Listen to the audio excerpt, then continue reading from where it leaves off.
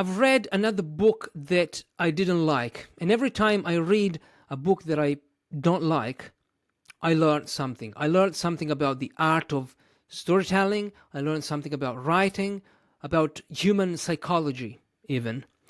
And the book that I'm talking about is an autobiography. It's the autobiography of one of my favorite artists in the world. He is a man. He is the lead vocalist of Iron Maiden. He is a pro fencer. He's a pilot, an airline pilot. He's also the author of children's books. He's a cancer survivor. I'm talking about Bruce Dickinson.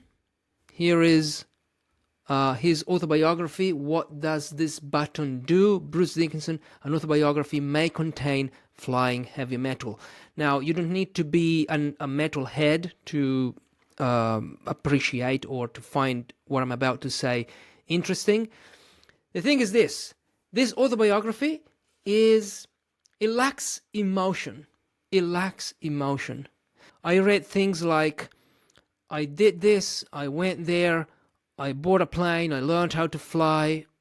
Facts after facts. And in a story, in any story, you cannot just state the facts. You cannot just state the facts because facts are boring. Facts are boring, especially if you're writing an autobiography, because I would have liked to learn more about what was going on in his mind. How does he feel about his work? How does he feel about Fear of the Dark? Fear of the Dark is one of the greatest heavy metal songs in history. How does he feel about that? How did they come up with that? What went on how does he create? There are a few things, like all the things that I highlighted were things that were personal to Bruce. Here is one. He talks about when he goes to visit Auschwitz.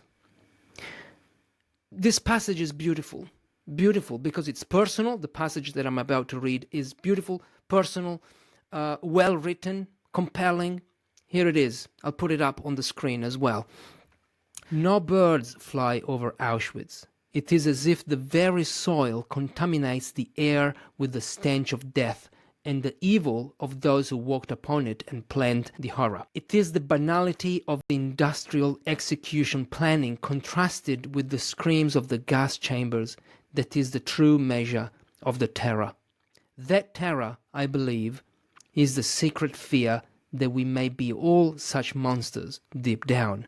It makes me shudder even to think it. I cried a lot after the visit. I was angry and silent. Not until I drove into Sarajevo 10 years later, during the siege, would I feel the same intensity. This is a beautiful, this is the type of writing that I want to see. I think that anyone wants to see in an autobiography, in a story, in a personal story, in any story. Non-fiction, fiction, you want to see what goes on in the mind of the character. You want to see, you want to feel what the character feels. But this book, unfortunately, there are very few passages like this one. Very few. And that's why I gave it 2 stars. If you're writing an autobiography, I believe, it's not enough to say what you did in your life. It's not enough to say what you did in your life. There is another, I've read other autobiographies and compare that to this one, The Choice by Edith Eger. She's an Hungarian Auschwitz survivor, coincidentally, and The Choice, this is her story. It's full of personal stories, but not just what happened in Auschwitz, because anyone, we know what happened in Auschwitz, right? How did she feel? What the relationships with the other, there is a passage here. In my first weeks at Auschwitz, I learned the rules of survival. If you can steal a piece of bread from the guards, you are a hero. But if you steal from an inmate, you are disgraced. You die. Competition and domination get you nowhere. Cooperation is the name of the game. Like, it's her. We're reading about her feelings, about her thinking, about her lessons in this book. How the interpretation of the facts, of the events. What do those events mean to her? What did she learn from that? The same, like another one. I have another autobiography here, Will Smith. You may dislike this guy. That's not the point. Listen to this. You know what? Maybe one day you'll be worth something, I said, slamming down the phone. If God were to give me back one sentence from my entire life, to erase it, to make it so I never said it, and the person never heard it, it would be those 7 words. This is the type of stories I am fascinated by. When things get personal. The more personal you get, the more personal we get, the more compelling the story becomes, the more interesting, because we all have stories and we know this, but it's surprisingly common to see how authors and writers fail to include their stories, their personal stories, things that only they can say. You and I may have had the same life experiences. Maybe you moved abroad, you moved to another country and you started a new life. That's not that uncommon. Plenty of people have done that before you. Maybe you lost a dear one. That's not uncommon. So that's not what makes you unique. Life events, unless they are extraordinarily uncommon, are not what makes you unique. It's not what makes you unique.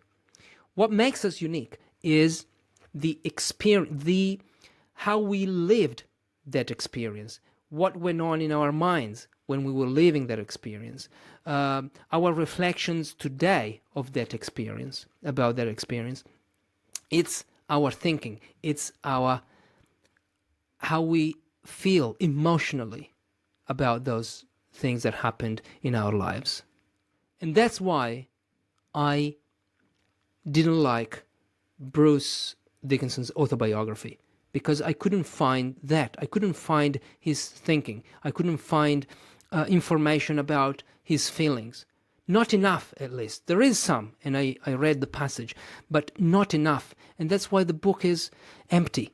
It's empty. It's empty of emotion. And when you read an autobiography, when you read any story, even a novel, you want to know how the character feels about what's happening in the story, right? I'm not a master storyteller. I'm not I don't work for Penguin. I don't edit fiction books. I don't do any of that yet. But I am a reader. So I know when a story is compelling. I can feel when a story is compelling. And you too. Think about all your favorite movies. Think about all your favorite books. Why did you like them? Because there was some sort of emotional involvement. There was something that involved you on a personal level and made you think, oh, okay, this is how this person feels, and I felt the same, in the same way when I was living that experience. Or I could imagine how I could feel what the author feels. It's a sort of game of empathy. I want to leave you with one quote. After I read Bruce Dickinson's autobiography, the next day, believe it or not, the next day I started reading a book called The Anatomy of Story. Have a look at this quote. On page 6, I found this quote. And when I finished reading this quote, this page, I thought, yeah, that's exactly why I didn't like Bruce Dickinson's autobiography. Here is the quote. Good storytelling doesn't just tell audiences what happened in a life. it gives them the experience of that life. Good storytelling lets the audience relive events in the present so they can understand the forces, choices, and emotions that led the character to do what he did. Stories are really giving the audience a form of knowledge, emotional knowledge, or what used to be known as wisdom. But they do it in a playful, entertaining way. I hope this was helpful.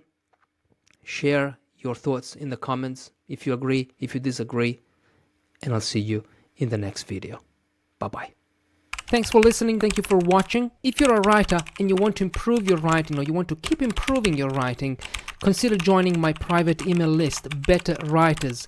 I send one short email every week. I share tips, insights, things that I learn, book recommendations to help you do one thing only: become a better writer. The link is in the show notes or in the description of this video. Thank you for listening once again. I'll see you in the next episode. Bye-bye.